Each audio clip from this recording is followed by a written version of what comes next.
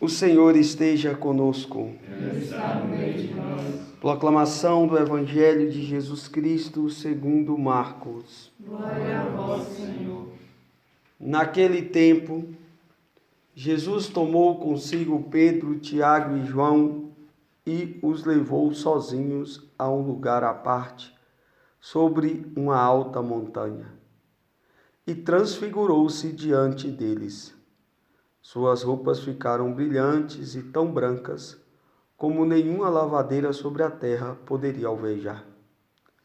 Apareceram-lhe Elias e Moisés e estavam conversando com Jesus. Então Pedro tomou a palavra e disse a Jesus: Mestre, é bom ficarmos aqui. Vamos fazer 3 tendas, uma para ti, outra para Moisés e outra para Elias. Pedro não sabia o que dizer, pois estavam todos muito com medo. Então desceu uma nuvem e os encobriu com sua sombra. E da nuvem saiu uma voz: Este é o meu filho amado. Escutai o que ele diz.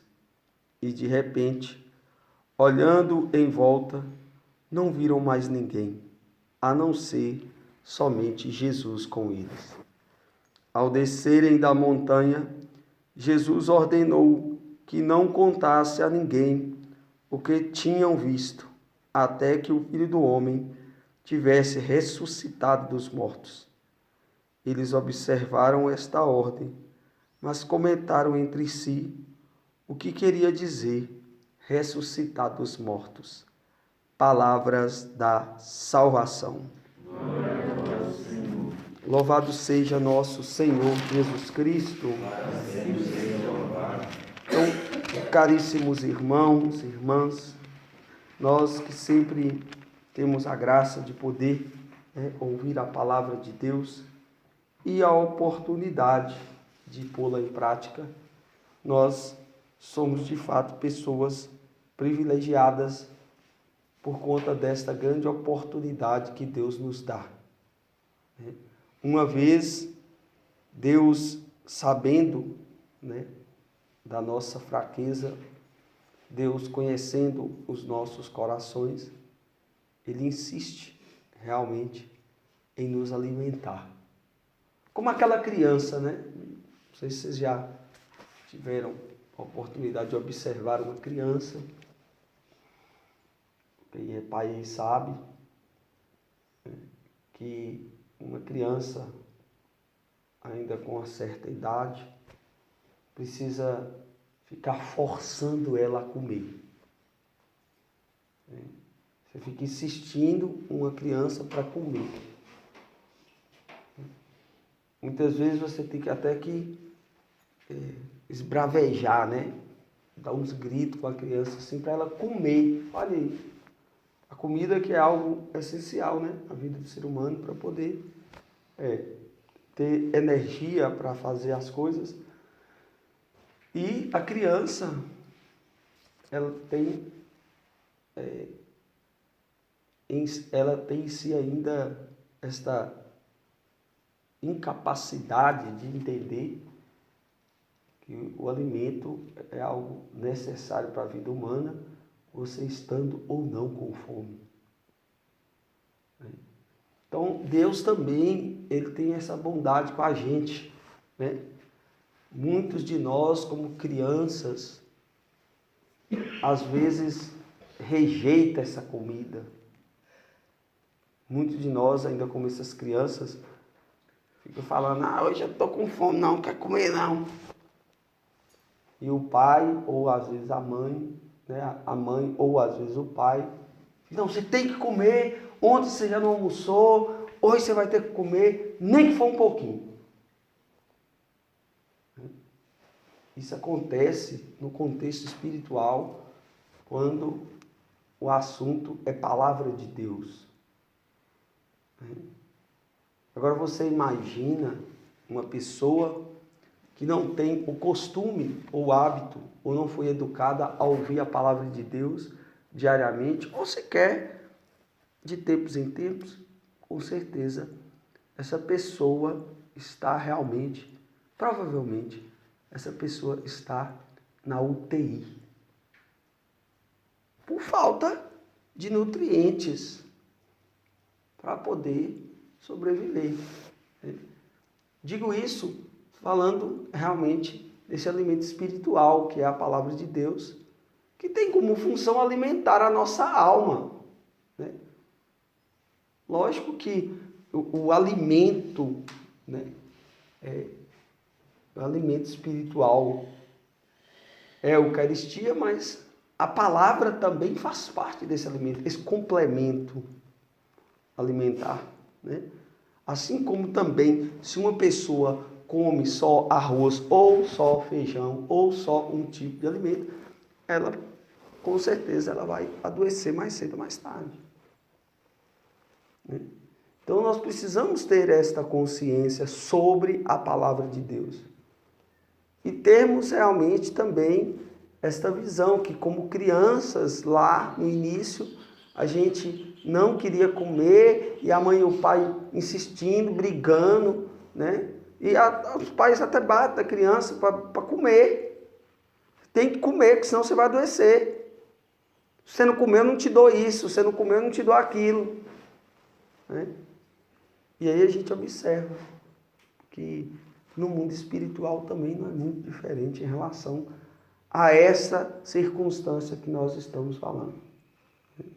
Nós que, né, estamos aqui nessa comunidade, nós somos como que obrigados, de certa forma, a alimentar todos os dias, né? Porque também viu-se a necessidade, né?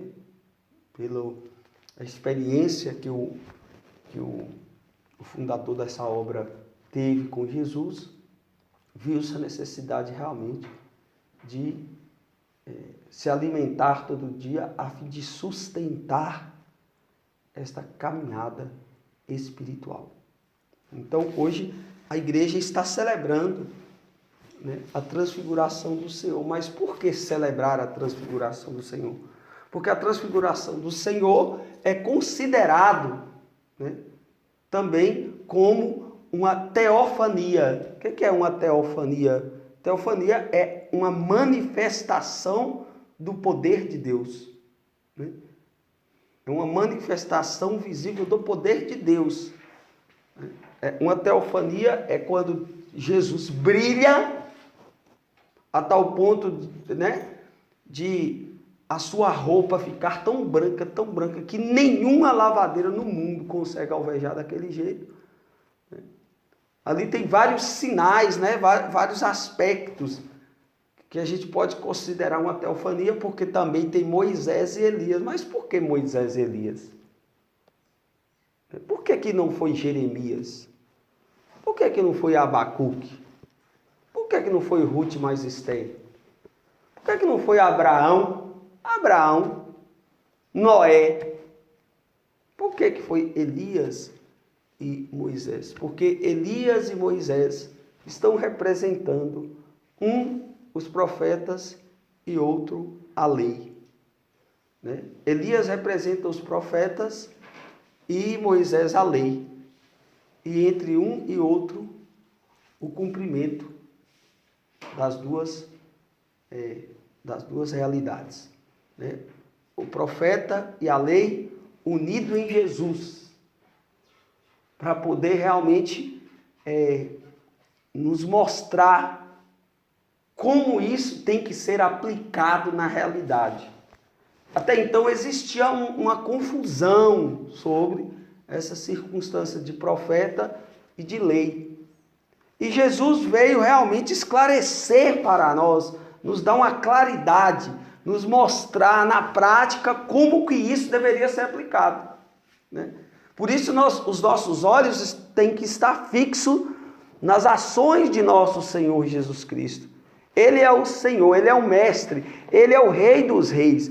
É Ele que conduz a história, é Ele que dita as normas, é Ele que orienta o povo como que Deus quer que nós hajamos aqui na terra. Então, olhando para nosso Senhor Jesus Cristo, dá muito bem para podermos chegar à meta final, né, sem sermos enganados. O problema é que hoje se deturpa a imagem de Jesus, como talvez Jesus como um psicólogo, Jesus como um curandeiro, né? Jesus como aquela pessoa que eu só recorro quando eu estou com problema, né? E nós vamos também caindo nessa tentação. No entanto, quem é Jesus? Quem é Jesus? Pela boca do próprio Deus, aqui na manifestação da transfiguração, Jesus é o Filho de Deus, portanto, é Deus.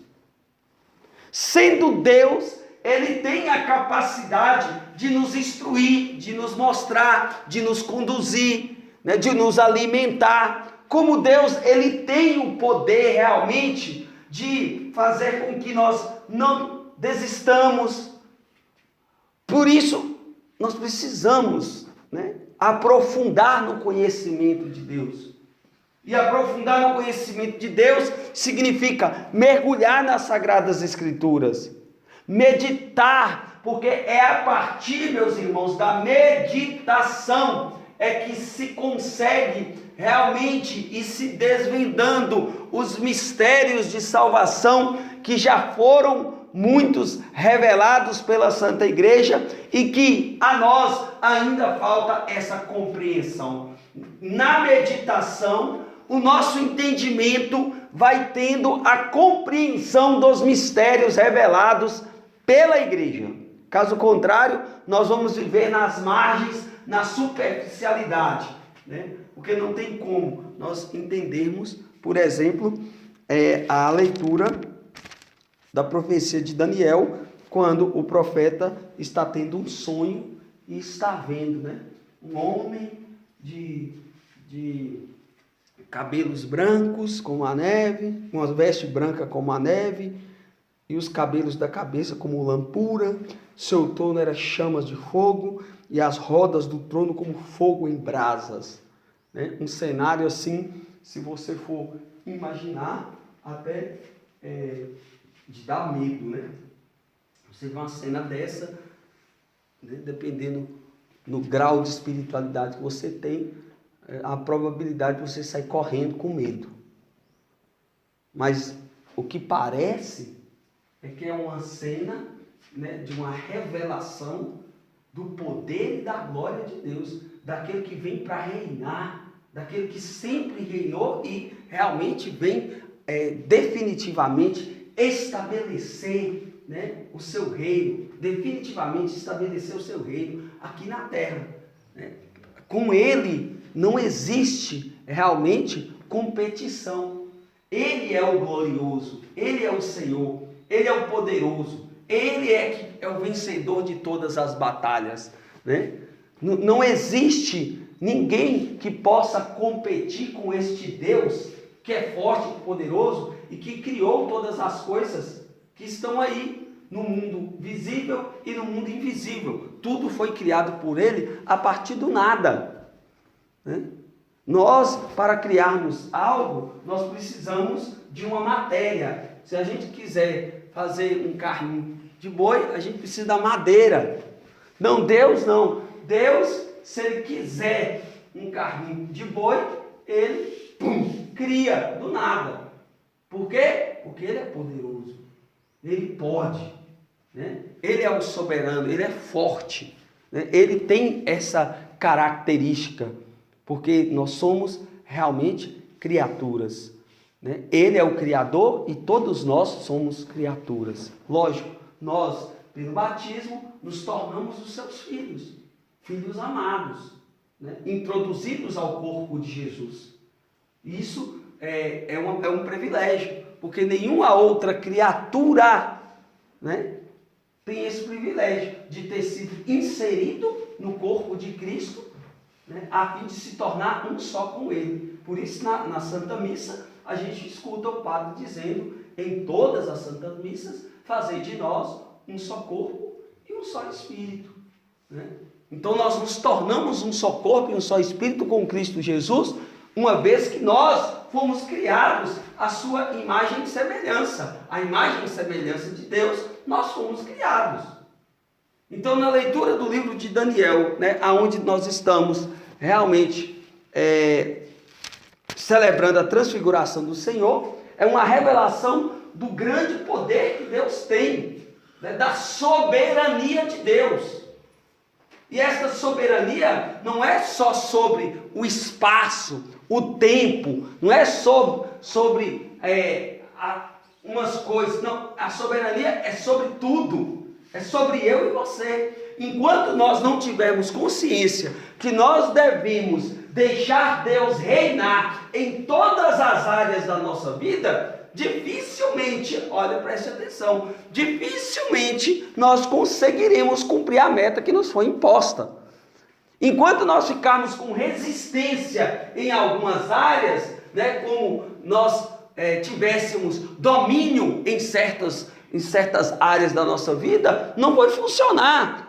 Não vai funcionar, porque é quem tem que reinar sobre as nossas vontades, quem tem que reinar sobre a nossa mente, quem tem que reinar sobre tudo que nós fazemos é Deus, porque Ele é o poderoso, Ele é quem está sentado no trono, é Ele que tem a terra como apoio dos seus pés, é Ele que é o dispensador de toda glória, de toda honra, de todo poder, é Ele. Nós nada podemos fazer sem Ele. Por isso o próprio Jesus, no Evangelho de São João, se eu não me engano, no capítulo 15, versículo 5, vai dizer: sem mim nada podeis fazer. Aqui está o segredo de quem quer realmente ser um homem ou mulher vitorioso aqui na terra. Se o próprio Jesus está dizendo, sem mim nada podeis fazer, nós devemos ter consciência, né? E não devemos realmente tentar a Deus no sentido de não deixar Deus fazer aquilo que Ele precisa na nossa vida,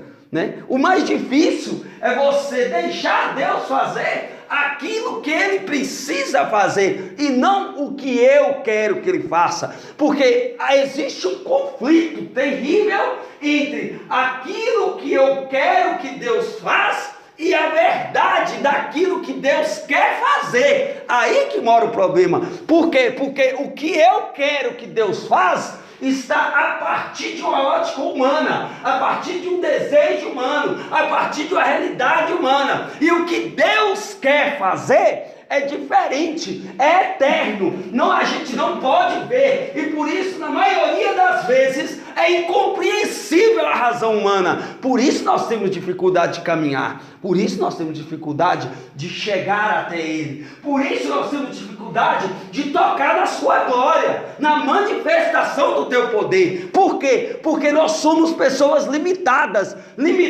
em razão e em função de uma vida material que cada vez mais vai tomando conta da nossa mente. Então o que nós temos que fazer? Nós temos que mudar de posição, nós temos que começar a ser homens e mulheres espirituais, mergulhar nos mistérios, sobretudo das Sagradas Escrituras, nas revelações do magistério da igreja, a fim de que nós possamos descobrir por completo o que Deus quer da nossa vida, porque nós não podemos caminhar ou continuar caminhando na mesma direção que nós estamos, porque nós somos verdadeiramente considerados como os pagãos dentro da igreja. Nós estamos vivendo como pessoas pagãs, correndo o risco de ter largado tudo para servir Jesus e ainda perder a salvação, por conta desse materialismo, por conta desse apego com as pessoas, com as coisas, com as circunstâncias. Se nós não mudarmos de vida, dificilmente nós chegaremos à eternidade, porque uma hora nós seremos provados nas pessoas que a gente ama, uma hora nós seremos provados nas coisas que a gente tem, uma hora nós seremos provados com Deus silenciando em relação à nossa conduta com Ele. E aí nós queremos ver o que vai restar, senão a certeza que Ele é o Senhor da nossa vida.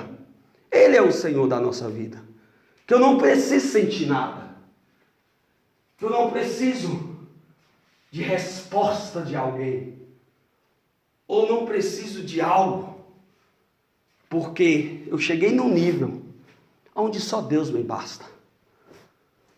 Isso será suficiente. Agora você imagina nós, do jeito que nós estamos aqui hoje, presenciando essa transfiguração. O que ia acontecer? Sabe o que ia acontecer? 100% de certeza? Nós íamos sair correndo.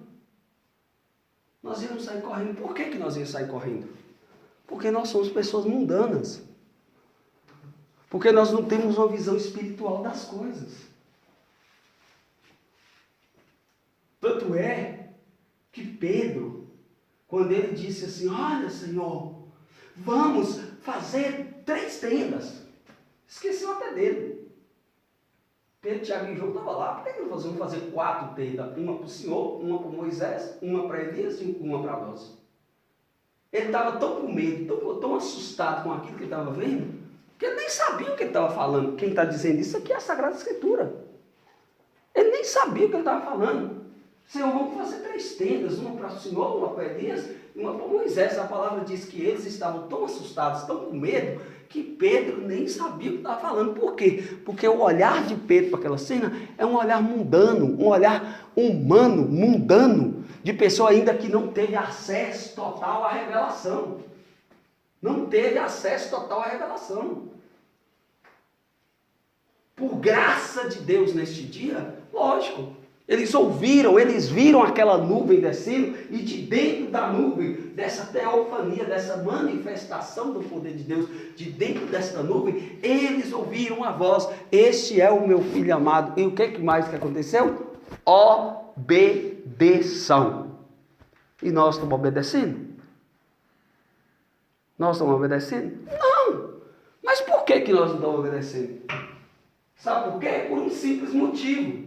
A gente só obedece uma voz que a gente escuta. Se eu não estou escutando, como é que eu vou obedecer, meu Deus do céu?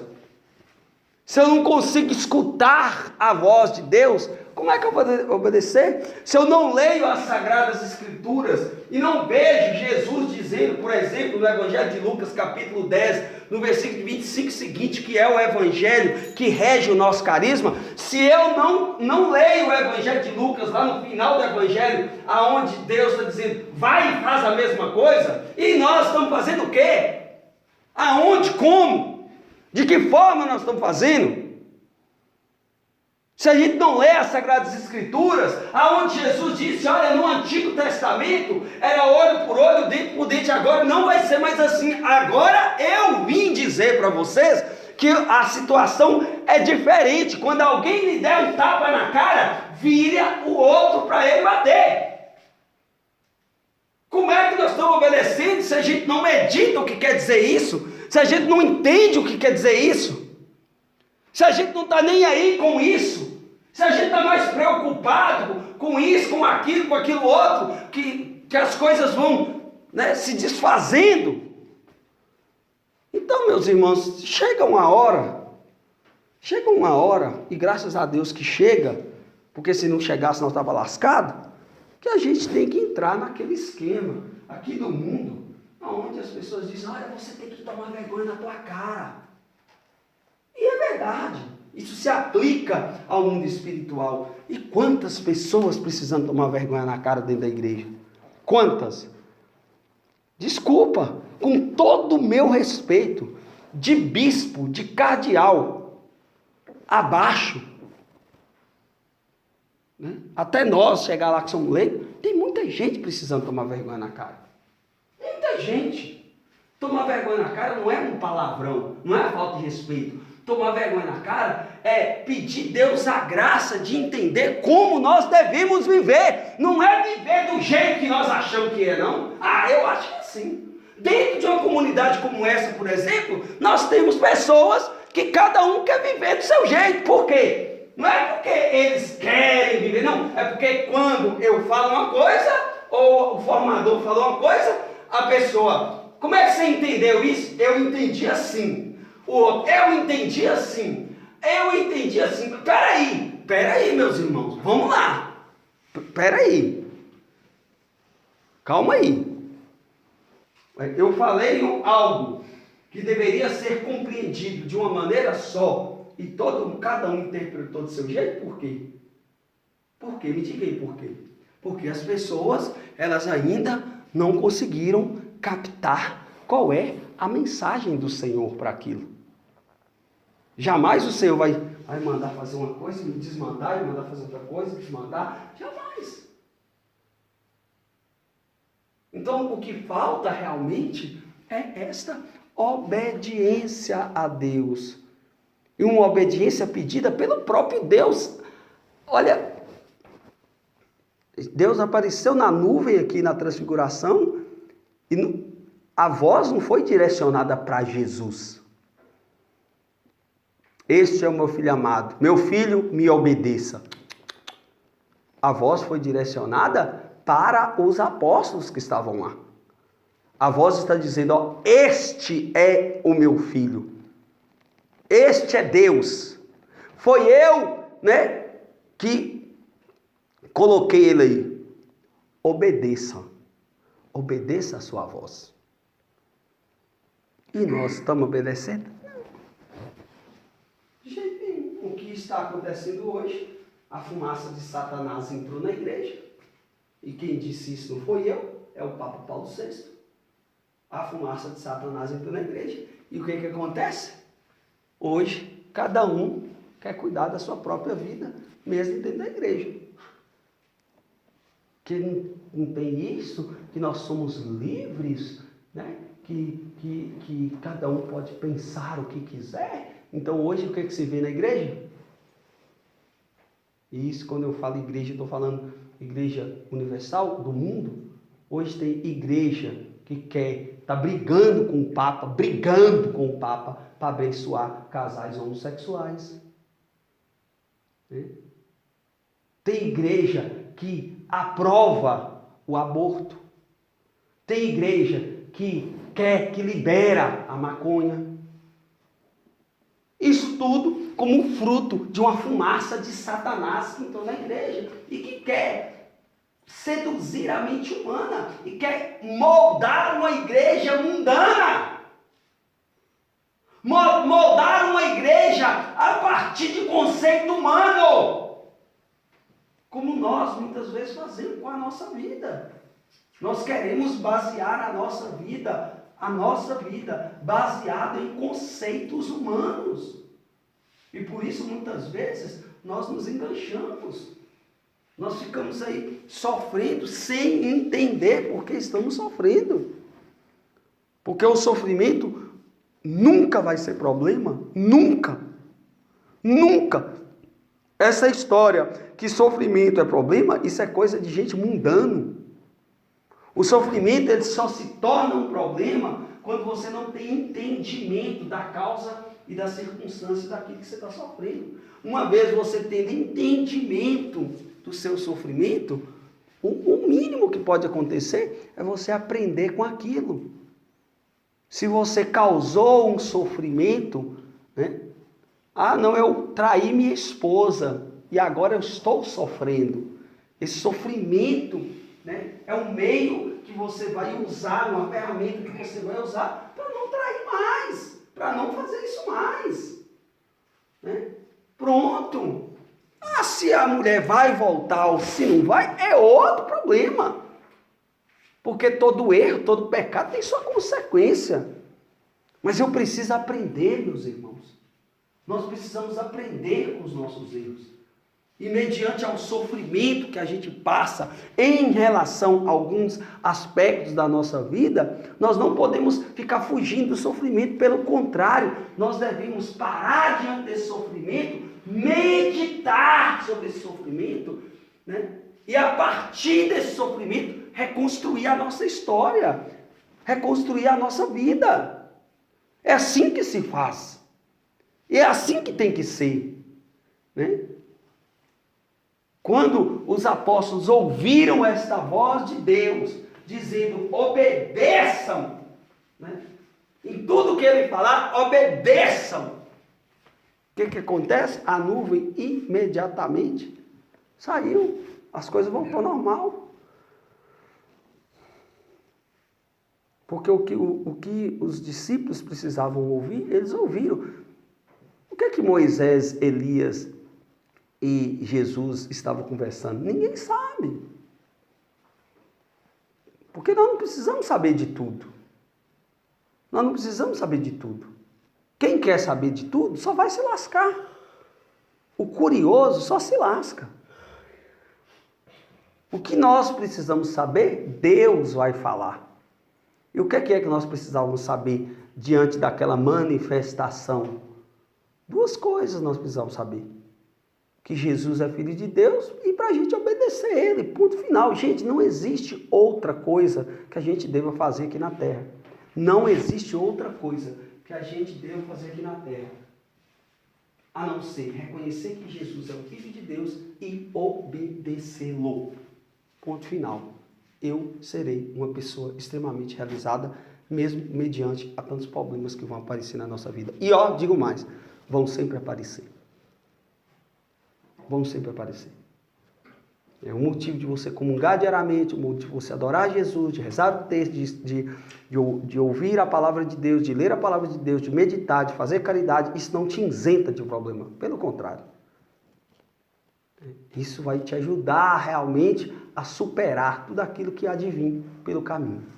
Que Deus nos abençoe, que Deus nos guarde, que Deus nos proteja, que Deus conduza a nossa história e que nós possamos, no dia de hoje, avançar. Meus irmãos, avançar é a solução. Né? Sempre a gente deve ter em mente a palavra de São Paulo. Não importa o grau em que você chega, o que importa é você prosseguir decididamente. O ponto final. Glória a Deus. Esse é o segredo. Um está na frente, outro está atrás, um sabe mais, outro sabe menos, um tem dificuldade, o outro não tem. E São Paulo vai dizer, não importa, olha gente, não importa, isso não tem importância, não importa no grau a que você chegou. O que importa é você ter a decisão de prosseguir decididamente. É isso que vai te trazer a vitória. Não é o conhecimento que você adquire, que é importante, né? Não é as coisas que você faz, que também é importante, que vai te trazer a vitória. O que vai te trazer a vitória é você prosseguir neste caminho que Deus te colocou, lado a lado com Ele, a fim de que seja realmente um sinal poderoso da sua manifestação aqui na terra.